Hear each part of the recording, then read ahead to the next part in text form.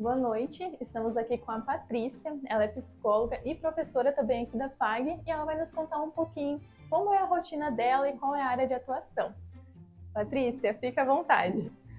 Olá, boa noite, tudo bem? Eu sou a Patrícia, sou psicóloga, sou professora aqui no Centro Universitário FAG e hoje a minha área de atuação é materno-infantil, então eu atendo mães, eu atendo gestantes, puérperas e trabalho especificamente com crianças na questão da parentalidade, né? As orientações parentais, porque hoje nós sabemos que é uma grande demanda, tendo em vista a grande mudança, né, da infância, do que é natural, do que não é natural. Então hoje esse é meu nicho e eu também dou aula de desenvolvimento infantil. Nossa, é incrível a sua profissão.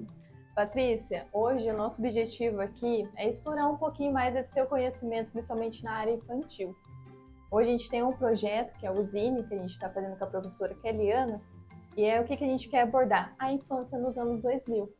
Então, para você, como psicóloga dentro dessa área, o que mudou de lá para cá? Principalmente, antes as crianças brincavam mais na rua, então às vezes acabava se desenvolvendo um pouco mais, né, em questões realmente de esporte, criatividade, entre outras coisas. E hoje a gente vê que é muito grudada nas telinhas. Para você, como psicólogo, quer ver isso? Assim, a gente tem a questão da psicologia, mas tem eu que fui uma criança dos anos, né, da década de 90, de 2000. Então eu aproveito para contar também que na nossa infância nós brincávamos muito mais. A gente ia para a rua, nós nos relacionávamos mais com outras crianças. Então, com o advento dos condomínios, dos prédios, né, das escolas um pouco mais fechadas, o que aconteceu? As crianças têm se isolado mais, né? Então, o que a gente percebe? As crianças muito mais nas telas, é óbvio, não dá para negar. Então isso de fato tem sido inclusive uma rede de apoio para muitas mães, muitos pais. E aí a criança acaba ficando muito mais em tela do que na interação com outras crianças. Porque justamente, às vezes não tem rede de apoio e para aquele momento é importante que a criança fique quietinha, né? Fique ali para a mãe poder fazer as coisas de casa. E isso acaba impactando, Karina, na questão do cérebro da criança em si. Então, às vezes a gente pensa só na questão social, mas, por exemplo, uma criança na sua primeira infância, segunda infância, até 7 anos, as redes neurais, elas estão tá. Então, se eu coloco uma criança para brincar no barro, no mato, na natureza, com animais ou outras crianças, eu estou estimulando o cérebro dessa criança. Agora, quando eu coloco um celular para essa criança, um jogo, uma tela, a criança ela não tem interação nenhuma. Então, o que a gente percebe? As crianças estão menos interativas, a comunicação está baixa, as habilidades sociais também não estão legais. Então, a gente percebe uma diferença dessas crianças que motoramente eram muito ativas, criativas, porque a gente não tinha brinquedos.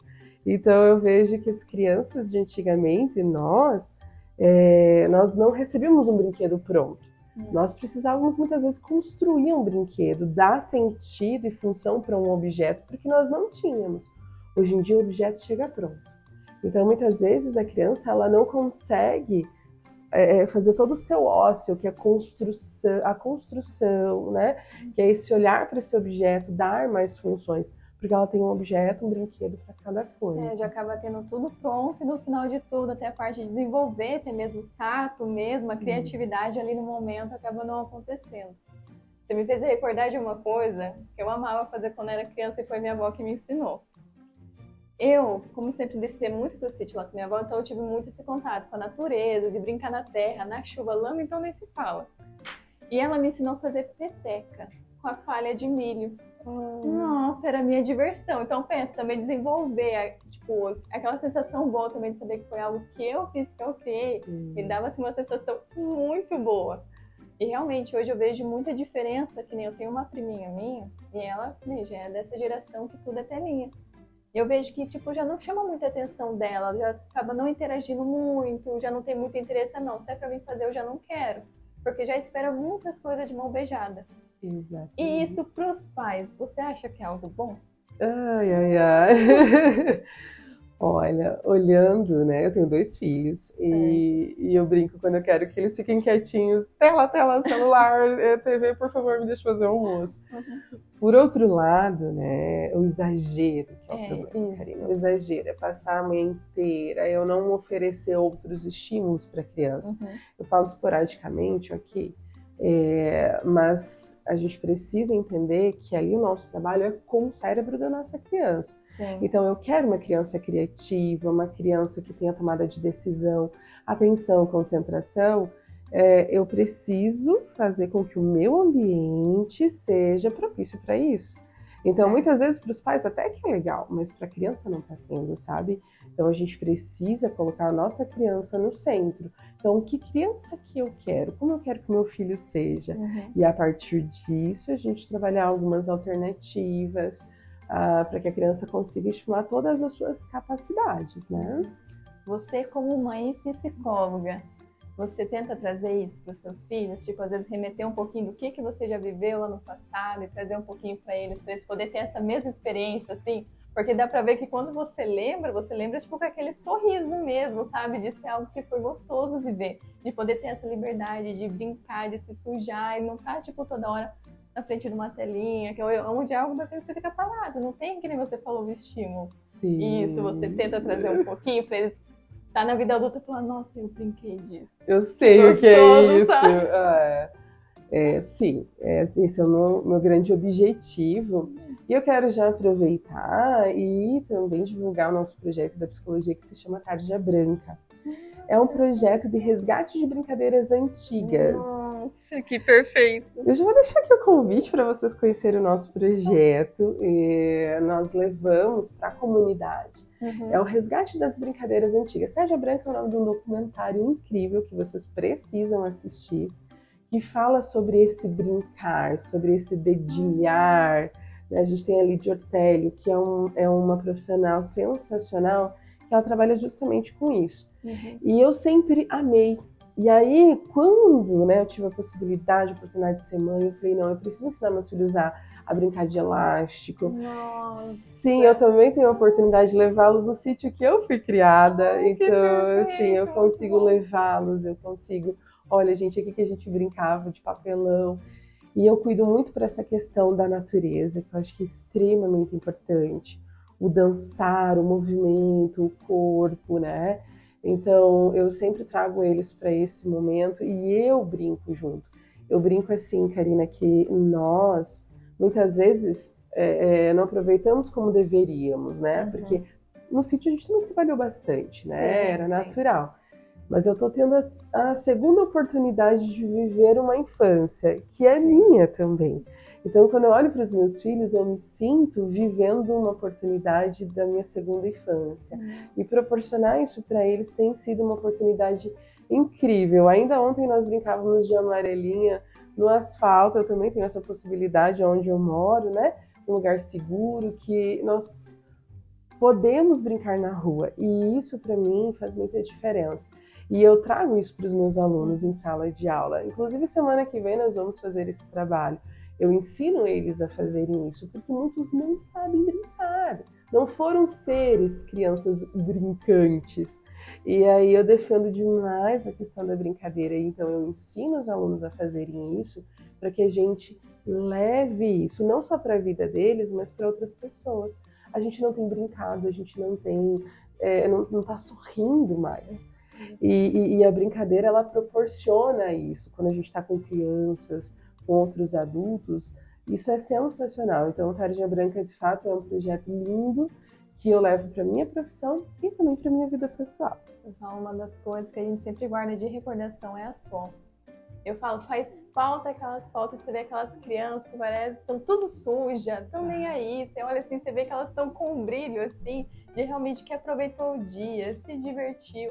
A tristeza era a mãe chegar e falar, vem pra dentro. Essa era a parte triste. De resto, não tinha tristeza. Caía no chão, ralava o joelho, levantava, tava correndo de novo. Não tinha, tipo, muito, não. Vou chorar aqui agora. Não tinha muito disso. Parece que a criança, ela sabia, parece que se virar, tipo, mais sozinha.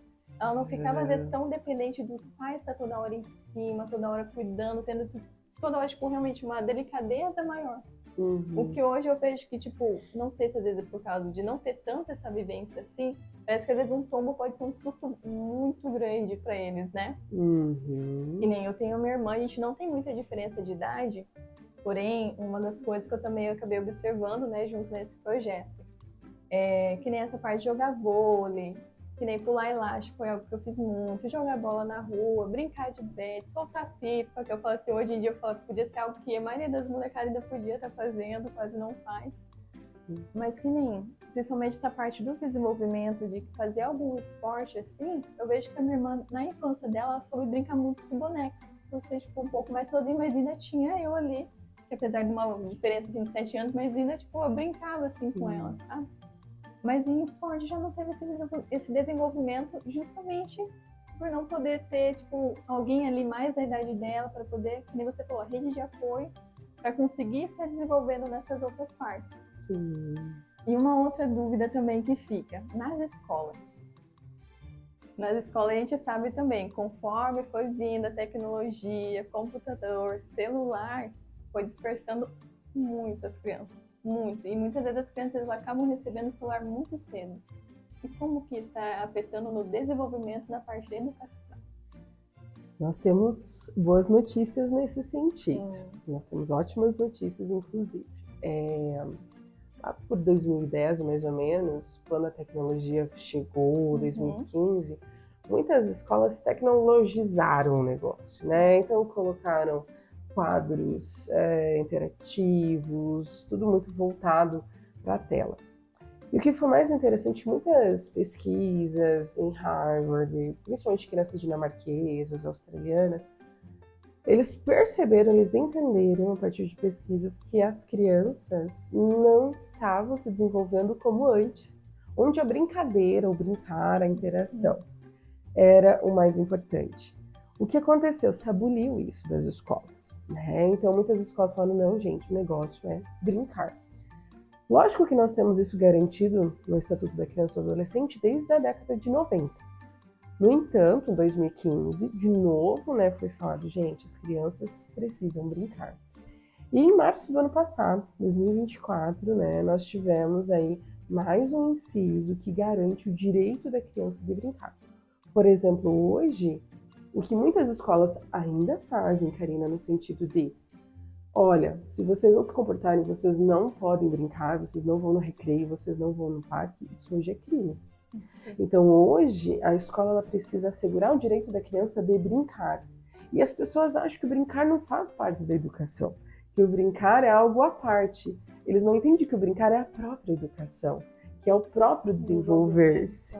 Exatamente. Então hoje a nossa luta, tanto da pedagogia quanto da psicologia, que hoje está dentro das escolas, é promover políticas, inclusive as políticas públicas têm nos amparado nesse sentido de ter mais tempo, mais recreio, mais parques. Nem sempre é assim, né? Mas, por exemplo, aqui na FAG nós temos um grande trabalho nesse sentido, da criança brincar, do parque, do criar, do interagir. Então, aqui de fato é um modelo nesse sentido e que muitas escolas têm entendido que para a criança se desenvolver ela precisa brincar. Brincar é o ofício da criança. Então, infelizmente, a gente ainda tem algumas escolas que não estão nem preparadas estruturalmente para isso e ainda com uma visão que a criança precisa ser um robô sentada ali, encaixada num padrão. E hoje nós entendemos que não, a criança ela precisa ter liberdade, né? Liberdade de criar, de interagir e a partir disso ela treinar para ser um adulto. E então hoje nós temos um amparato, né, em relação à lei, mas ainda estamos longe daquilo que é o ideal, porque muitos pais não querem que a criança brinque, não querem que corra porque vai se machucar, porque vai cair, entende? E a escola está vindo falando, gente, eles precisam fazer isso. Então, assim, enquanto política pública, nós precisamos garantir que a criança tenha esse espaço para brincar, porque senão nós nos tornamos adultos disfuncionais, sem criatividade, sem tomada de decisão, sem pensamento lateral, atenção, enfim, tudo. Então, hoje nós temos essas boas notícias para nós voltarmos, né, no sentido do brincar, porque muitas vezes a criança não brinca em casa. Então a escola precisa garantir isso como uma política pública. Uhum. E referente que você falou da parte dos pais, né? Hoje acaba ficando cada vez mais assim, não corre porque vai se machucar. Você acha que o pensamento então, dos pais hoje também mudou bastante com o tempo, conforme foi tendo toda essa influência? Sim, muito.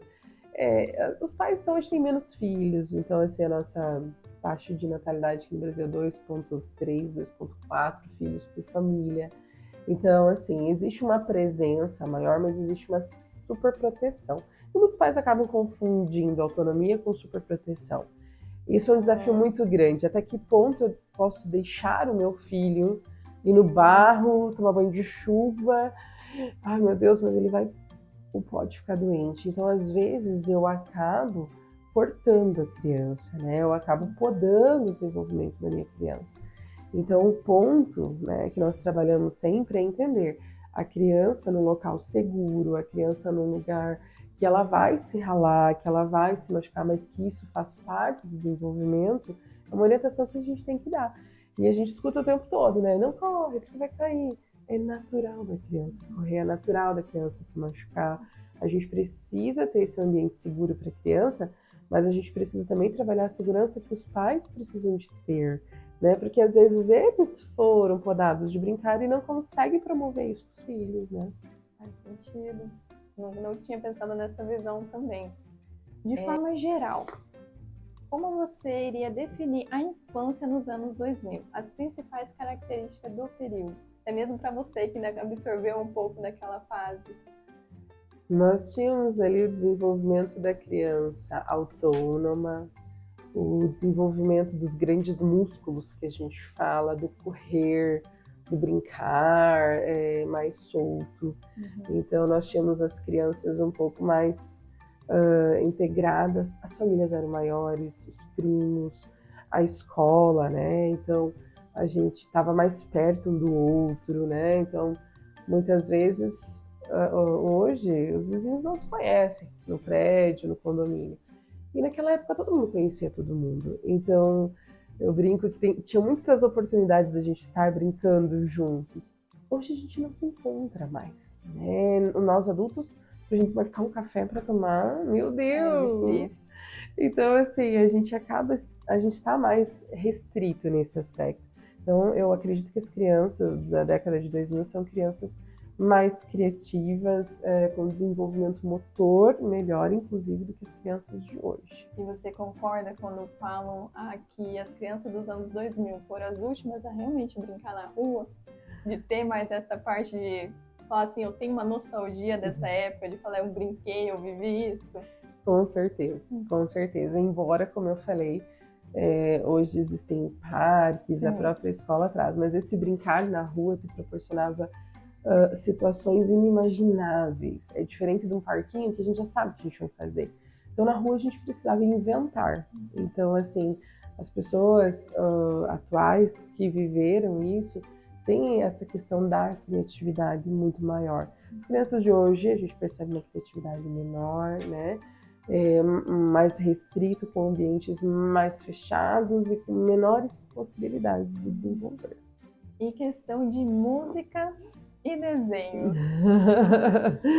Nós temos uma diferença muito grande. Embora os desenhos da década de 90, de 2000 também eram inapropriados, né? Nós tínhamos muitos desenhos inapropriados. O Chaves, por exemplo, né? O professor Girafales fumando um cachimbo, né, com as crianças, e nós achávamos o máximo. Embora tinha isso, nós tínhamos menos estímulos visuais, né? Então nós tínhamos menos luz, os movimentos eram mais lentos, então não criava esse nível de dopamina muito alto no cérebro. Diferente dos desenhos de hoje, muita luz, muito estímulo, é muito rápido. Vídeos do YouTube que é questão de 2, 3 minutos, não pode passar disso porque a criança não fica, ela já volta, passa para frente. Então nós percebemos essa mudança de dopamina no cérebro das crianças, que antigamente nós não tínhamos tantas estimulações, embora os desenhos fossem inadequados. Hoje nós temos desenhos excelentes, mais adequados, mas nós também temos esse número de estímulos muito grande, o que faz com que o cérebro fique buscando essa dopamina o tempo todo. Então nós temos essas questões também. Mas, gente, eu acho que a questão mais importante é o tempo de tela, é o tempo do desenho, não é o desenho em si. Então, assim, nós temos desenhos incríveis, por exemplo, a Bluey, ela é sensacional, mas mesmo a Bluey, eu não posso deixar uma criança 2 horas assistindo Bluey, né? Então, hoje, a gente tem alternativas, desde que estejamos ali responsivos pelas nossas crianças, que tirem ela da tela para colocá-la em outras atividades. Então, o tempo de exposição também é interessante, né? Nós não ficávamos a manhã toda no desenho antigamente. Nós tínhamos que fazer muitas coisas, né?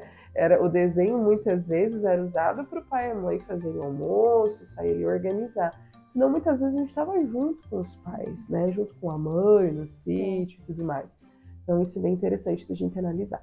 Mas você acha que a influência, apesar de ser desenhos tipo, inadequados da época, mas que nem eu como criança também daquela época, eu não via maldade. Realmente, foi muitos desenhos assim que eu assisti, claro, hoje, né, com a idade que eu tô assistindo, eu fico, nossa, quanta coisa, sabe, que passou despercebido, porque realmente eu não via maldade naquela época.